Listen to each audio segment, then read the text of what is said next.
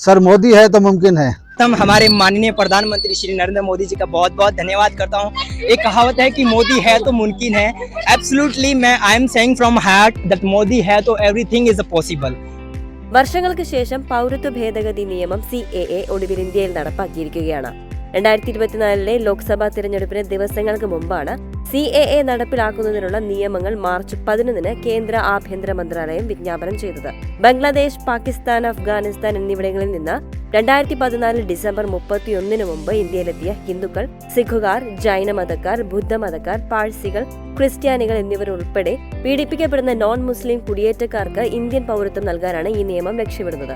ഈ പ്രഖ്യാപനത്തിന് തൊട്ടു പിന്നാലെ ഇന്ത്യയിൽ അഭയം പ്രാപിച്ച പാക് അഭയാർത്ഥികൾ ആഘോഷങ്ങളിൽ ഏർപ്പെടുകയും ചെയ്തു. അതിനു പുറമെ ജോധ്പൂരിൽ നിന്നുള്ള അഭയാർത്ഥികൾ പ്രധാനമന്ത്രി മോദിയെ ദൈവത്തിന്റെ അവതാരമെന്ന് വിളിക്കുകയും അദ്ദേഹത്തിന് നന്ദി പറയുകയും ചെയ്തു. മോദിജി ഉള്ളതുകൊണ്ട് കാര്യങ്ങളെല്ലാം ഭംഗിയായി നടന്നെന്നും മോദിജി ഉണ്ടെങ്കിൽ എന്തും സാധ്യമാണ് എന്നും ഞങ്ങൾ ഇവിടെ ജീവിക്കുന്നത് ഇന്ന് മോദി കാരണമാണ് എന്നും അവർ പറഞ്ഞു.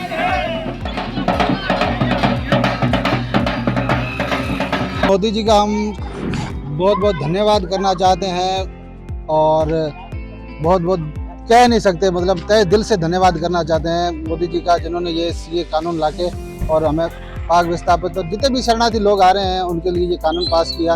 नरेंद्र मोदी, मैं तो ये कहूँगा, हमारे लिए एक भगवान का रूप है। आप क्या चाहते हैं, अगर मोदी नहीं होते तो ये मुमकिन होता? सर मोदी है तो मुमकिन है। हम हमारे माननीय प्रधानमंत्री श्री नरेंद्र मोदी जी का बहुत बहुत धन्यवाद करता हूँ। एक कहावत है कि मोदी है तो मुमकिन है। एब्सोल्युटली मैं I am saying from heart that Modi है तो एवरीथिंग इज पॉसिबल।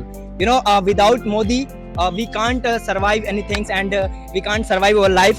Modi है तो मुमकिन है, everything is possible. 2021-22 government report അനുസരിച്ച് ഏപ്രിൽ 1 2021 ഡിസംബർ 31 ഇടയിൽ പാക്, ബംഗ്ലാദേശ്, അഫ്ഗാനിസ്ഥാൻ എന്നിവിടങ്ങളിൽ നിന്നുള്ള മുസ്ലിം ഇതര ന്യൂനപക്ഷ സമുദായങ്ങളിൽ നിന്നുള്ള 1414 വ്യക്തികൾക്ക് 1955 പൗരത്വ നിയമത്തിന് കീഴിൽ രജിസ്ട്രേഷൻ വഴി ഇന്ത്യൻ പൗരത്വം ലഭിച്ചിരിക്കുകയാണ്.